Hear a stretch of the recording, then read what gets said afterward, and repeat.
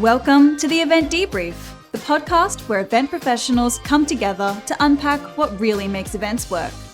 Each episode breaks down expert-led debriefs, emerging tech, and industry insights to help you deliver more effortless events. So, let's jump in. Hello everyone, welcome back to another episode of the Event Debrief. My name's Alex, your host for today, and I'm very lucky to be joined by Belinda from Outstanding Displays. For today's session, we're going to dive into the topic of event exhibitions. As we know, events are an ecosystem. It's made up of all the moving parts, and I think one of the most important parts is the exhibition side of things. So for today, we're going to focus on as 2026 is emerging and a lot of things are changing, a lot of things are no longer acceptable, we're going to dive into what parts of an exhibition are no longer acceptable or not really up to scratch anymore, and also what's emerging, what's taking its place. And I think Belinda, I guess today is going to be the best person to speak to us about this. So I might hand it over straight away to you, Belinda. Could you maybe, for those who don't know, or Outstanding Displays, maybe a bit of background to yourself, your experience in events, and I guess a little bit about what Outstanding Displays does? Sure. I am the Business Development Manager at Outstanding Displays. I have been with the company since its inception, so 13 odd years. I have worked in every last facet of events. So I've done corporate, I've done not-for-profit, I've done associations, big events. I've been responsible for doing massive events like Raise Your Glasses event at Brisbane Airport Corporation, all the way through to doing small not-for-profit events such as, picnics in the park. So I have a long and varied history in every facet of event design, implementation, delivery. Sorry. You're right. Was there a second part to that question? and maybe a bit about Outstanding Displays. So I guess what sort of work do you guys do? So Outstanding Displays is an exhibitions and activations company, custom stands. So we do everything from, the exhibitions, meaning, trade show, all the way through to big corporate builds for, custom stands for corporate clients. We do everything from the small to the very, very big, depending on the client's needs. It's always client-led, and it's always led with sustainability as well. So the two founding principles, I guess, of Outstanding Displays is that of innovation and sustainability. And that's something that we were big on from the start when we started the company. They were the founding principles and something that we've stuck to since. So we work really closely with our clients to deliver on both of those elements. Love that. I was going to say we're very privileged. At lunchtime we caught up and you spoke about, I won't give it all away, but a really cool stand about a putt-putt mini course and huge success of a recent event, but we'll get into that maybe a little bit later. So I think maybe looking at the first part of the theme being what's no longer acceptable, that sounds like a judgmental statement, but I guess what are you seeing sort of fade out a bit now? And I guess probably the bigger question is, what do you see the current state in events exhibition at the moment? What do they currently look like? And how did we sort of get to here that's like things are sort of running dry at the moment? Yeah, that's a really great question. And I think to answer that, what's possibly no longer acceptable or something that we should at least aim to do better is less of these cookie cutter style exhibitions. So where we have one product, one way of rolling out that product, and no matter what the event, no matter what the venue, no matter what the size, and no matter who the client is, we're rolling out the same product. So when I spoke before about innovation, that's something, as I said, it's very, very close to my heart because I don't believe in a one-size-fits-all approach. It very rarely works. It doesn't really work in clothing. Mm-hmm. Why would it work in exhibitions? Quite frankly, it doesn't. So, for me, our approach certainly is very much client-led and very much collaborative-led. And I feel like that is the change that the exhibitions industry, the events industry is so desperately needing for a very, very long time. I've watched the world change around us, and everything, advancements in, tech, in healthcare, in education, everything seems to change except the events industry. Mm-hmm. Feels like it's still kind of stuck in the 1980s. And I really believe that we can and we should do better. I believe that, that our clients deserve better. And so for me, the one thing that I feel is not acceptable or really needs some radical, change and an overhaul is the way that we present these exhibitions, how we define an exhibition show floor, and that can be multifaceted, as in not only the booths that we build, but the approach and how, we sell it and how those sort of people that exhibit on the show floor even sell. So it's a much bigger piece as well as to how we approach and tackle exhibitions moving forward. Absolutely, yeah. And I think you mentioned in our catch up earlier about the difference between like a sponsor and a partner as well. So like not a one-way street; it's a two-way experience for the attendees. Yeah, absolutely. I think the term sponsorship, that's one of the things that needs to change. I really feel it's an outdated concept.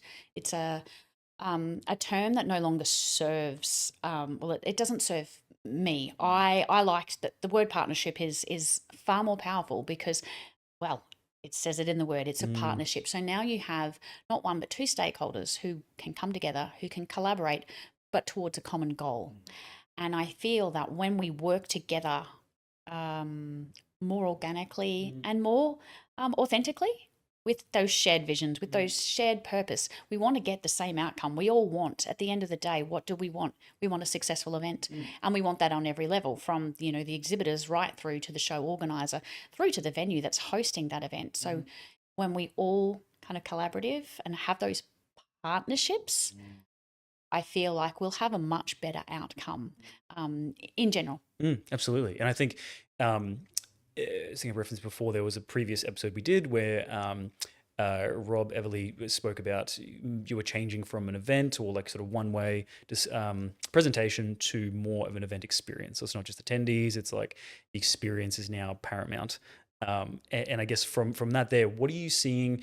And if you have any examples, that'd be amazing, of like, what do you see emerging? So you were saying that, I think you may have said the cell block version of exhibitions is now, like, that was the old way of doing it. What does the new way now look like? So on an exhibitor level, yeah, the prison cells, as sometimes I jokingly call them, that is definitely, I think, transitioning out. And the reason for that is they're very closed off. They are not conducive to having those organic, really, easy conversations that flow on the show floor, because you're trapped in a box and you either have to exit your box or someone has to kind of enter into that space in order to even start that engagement.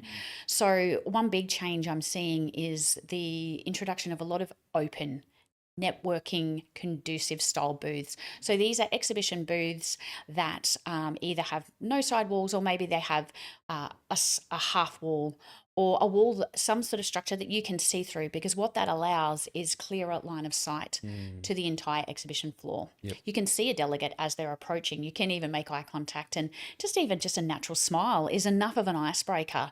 It's a far more approachable way of starting a conversation than leaping out of your booth and sort of asking someone that you haven't actually met, can I scan your badge?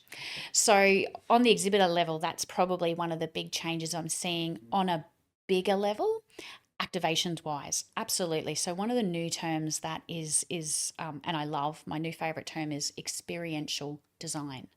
What does that mean? Well, it's in the name. It's an experience.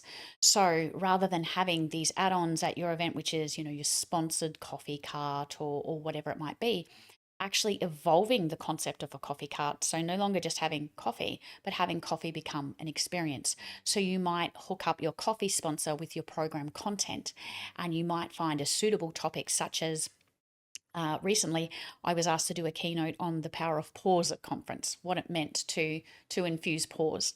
So that in its own way is a perfect pairing with coffee. So you might have someone that's going to speak on the power of pause, pairs perfectly with coffee. That now becomes a part of your experiential design, is that you have coffee with content. And then beyond the experience that you're giving your delegates, the added bonus here is you're now giving your sponsors extra return on investment. You are giving them extra value for that partnership that you're entering into with them. So yeah, that's definitely one of the changes I'm seeing now, is really considered, really curated exhibitions. So as I said earlier, cookie cutter design doesn't really fit anymore. So the old days of exhibition and event design was, I have this space, what is the maximum amount of booths I can fit into a space?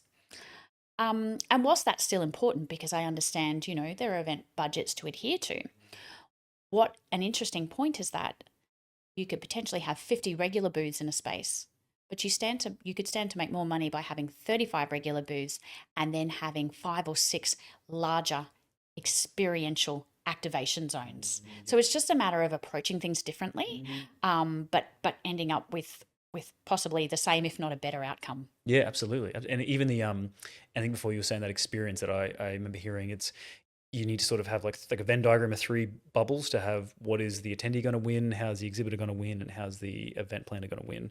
And, to your point about the old way of doing things, I feel like it was very much sponsorship pays, they get to slap their logo on the back of things. Barely enough that it creates that, like, I'm going to target people, scan their stuff really quickly so I have a list of leads. And instead of like, how about we do something that the attendees win and they want to engage, like the coffee sit down. I can't remember what it was, but someone was talking about Zoom sponsored an area of the event where they set up little Zoom booths where you could, take a call, like a meeting during the event itself. And it's like good exposure to their product, makes the attendee, gives them something that they want to use, and is just a good experience and is helpful to the event manager as well. And I was like, that's really interesting, like the win-win-win. Do you think I was going to say, how much of when people are thinking of new ways to experiences, how much of that should they be considering the attendee? Like, what is the attendee going to win out of this? Yes, absolutely. When you approach any activation, should always look at it holistically. So not just merely transactional as in, well, if you pay this money, I'll give you this, but look at it from a much bigger picture. So what is it that, say, you as the event manager will get? What is it that the sponsor will get? But most importantly, and I feel like this may be the missing part, what is the delegate? What is the end user experience? What are they going to get out of it? Because ultimately, I think that we don't always remember what people say, but we remember how they made us feel, or how we feel. And I think that conferences are a wonderful, but really overwhelming kind of ecosystem, because there's content, there is networking, there's catching up with old colleagues. It's normally a busy schedule, so there's a lot going on. And I think that particularly for the delegate, and yes, they may be the recipient of great content, they might have made great new connections, but there still is an element, I think, maybe that's missing of either fun or that sort of extra experience. That what is it that we can provide for these delegates that really creates that, again, what's experiential? What is it that you're going to do at your event too that is different, from the other events? Because at the end of the day, most of these conferences are jam-packed full of great keynote speakers and great content. So what are you going to do to differentiate yourself?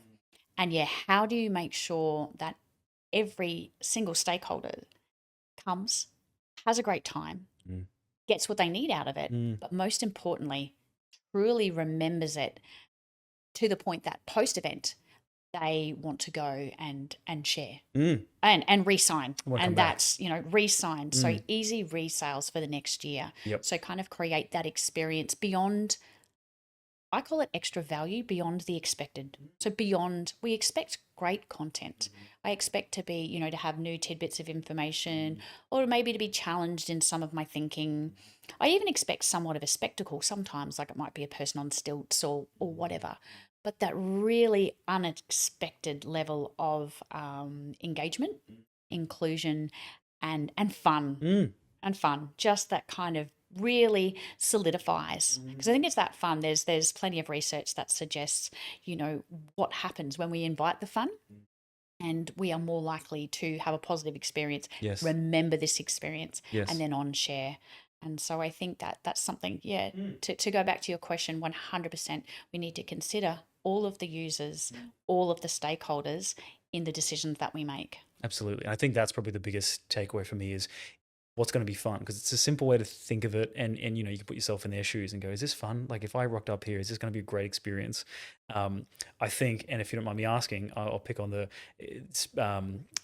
display that you guys did recently, the golf putt one. I think that's an awesome example, and sort of like a bit of eating your own dog food too, because like you guys sell the experience and experiential design, if that was the right word. That is, experiential yes. design, yeah. And you guys do it yourselves with stuff, which is so good to see. Could you share a bit about what you did in that case? Absolutely. So to give some context, at the AIM conference in Melbourne recently, we built a 3-hole putt-putt course. Why did we do that? Simply for fun. We needed a presence, and we could have built anything and put anything on the show floor, but ultimately what I wanted to lead with was something truly, well, unique, hasn't been seen, hasn't been done. And to the best of my knowledge, I've seen a putt-putt hole before, as in a piece of carpet where you take one putt into a hole, but I've never seen this done before at a conference or at an exhibition. So we built a 3-hole putt-putt course, and we turned it into a competition. So delegates would come up, they'd want to play. We didn't have to sort of try and drag anyone out the aisle. They were all lining up. And then it was a 3-hole course. Record your score, put you up on the leaderboard, go in the draw to win prizes. And the people loved it. And what was really powerful about this particular activation was at no point did we have to ask, can I scan your badge? Unless that individual had already engaged in conversation with us. So what was happening was this amazing influx of people that after having played putt-putt, what do you do? What are you about? And they then were asking for our business cards. We weren't having to sell ourselves at all. So it was a really unique take on things where usually you are, caught up in your KPIs of how many badge scans, am I getting? And there was none of that. Yep. The people came to us. And then of the people that potentially, weren't in the market for an exhibition, then they just said, this is great activation. They took photos, they shared photos, they told people. Yep. So yeah, it was a really unique way. Like we led with, I guess, the experience. So that experiential design, that was what that was. That was about bringing a little bit of joy, a little bit of fun, a little bit of pause, and really approaching our business and how we collect kind of leads differently. So rather than leading with our company first, we led with the human first. Yes. We engaged with the human, and then business followed just as a natural byproduct of that. And I think that too, of having a positive experience of what you technically sell. Like it's not just here's a brochure, here's what we do. It's like you come and experience it, and you're actually experiencing what we can do for you as well, which I think is such a great idea. I had two other questions, maybe just to go through. One of them was, I guess, without giving any IP or secrets away, is there anything that you've seen or things that you would want to try, or examples of maybe some clients have done some really cool things in the past of like a version of an activation or a experiential design? Yeah, recently I saw some amazing use of interesting substrates. So I had the pleasure of attending Euroshop recently in Dusseldorf, Germany. That was a real eye-opener, something like 180,000 attendees and up to 12 exhibition halls worth of exhibitors. So this is on a scale, like it's massive. So anyone who's been to either Euroshop or IMEX, they'll know what I'm talking about. And anyone who hasn't been, I strongly encourage you to get there, to see it. But certainly what I really enjoyed recently was just the playful use of substrates. And so challenging, again, back to innovation, challenging the way we think about design and what we present and why. So does a booth have to be 3 white walls and some silver, infrastructure, because that's the way that it's always been. So how can we present, the same kind of concept? How can we give that exhibitor space or that exhibitor booth without really doing the traditional, booth in inverted commas? So using different textures and different, colors, shapes, ideas to effectively present the same thing. Absolutely, that's awesome. And I guess I had some other questions, but I'll keep it simple.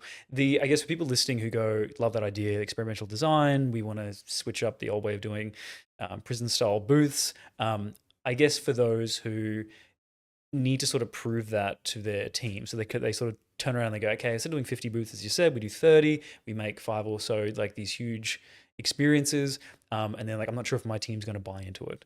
I guess, is there any advice or is anything you can say, like, here is something to consider, or here is a big reason why you should do this? That's a really great question. And I do know that there is often pushback because people can be fearful of what they don't know, or concerned that it may not work. So in the past, what we have done with some of, people that have these concerns is a staged approach. So it might be, for example, they might have two tiers of exhibitor levels, and one tier may be more your traditional style booth, and then they can have a different style booth that they can experiment with, and maybe they can have different price points, so that someone who wants to be brave, someone who wants to do something different may come in at a lower price point, for argument's sake. And then normally it's just measured post-event. So what I would do is I would suggest to those event planners, we work on it during the build process to make sure they work that into their post-event feedback. But typically what I've found, so that's some ways we've approached it, but other ways we've approached it is just the kind of rip off the Band-Aid method as well. I've had some event managers that are really strong in their convictions, as in knowing that change needs to happen, and they've just gone and done it anyway.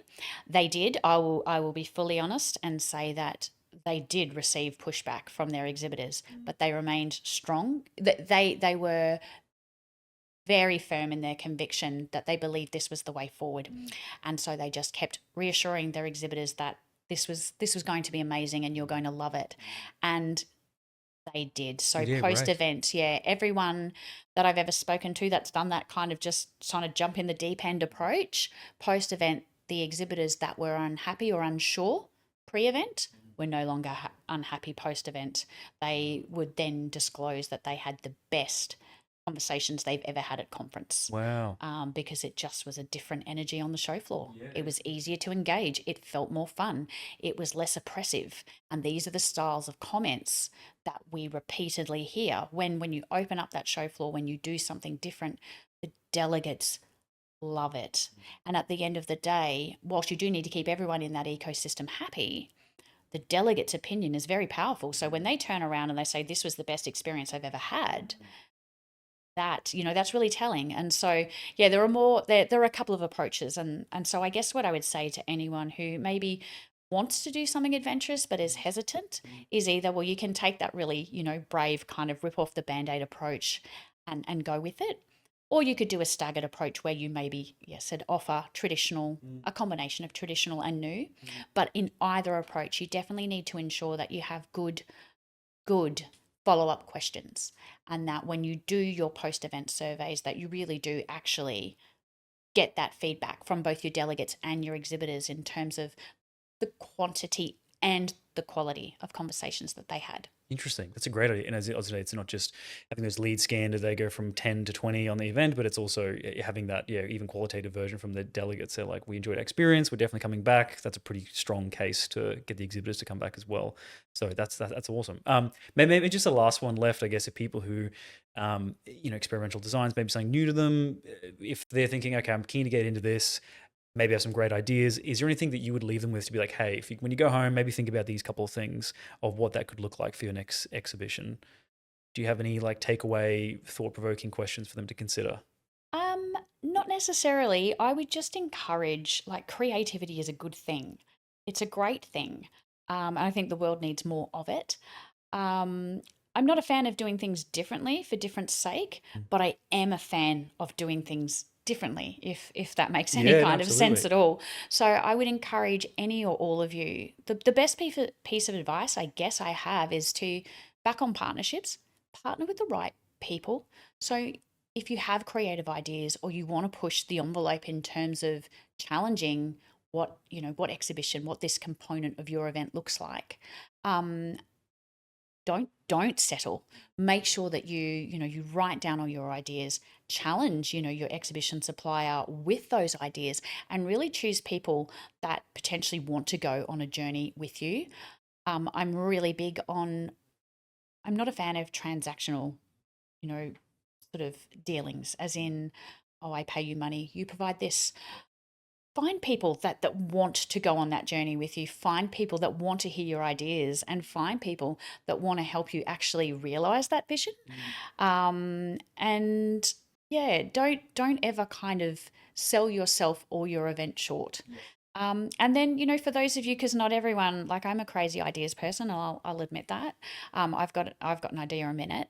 And I realize that not everyone is. So for those people who maybe want to do something that is creative, but is like, I don't have the ideas, well, then you're very welcome to give me a call. I've got plenty of them. Or reach out, find other people, because there are people that are highly creative and would love to share those kind of out of the box ideas with you. Wonderful. That's fantastic. So takeaways were either rip off the Band-Aid and back yourself for the new exhibition, slowly roll it out, prove the sort of ROI with people, take them on the journey, find the partners who are willing to get on the journey too. I think that's really important. You don't want to have exhibitors who are stuck 20 years ago. You want people willing to try something new.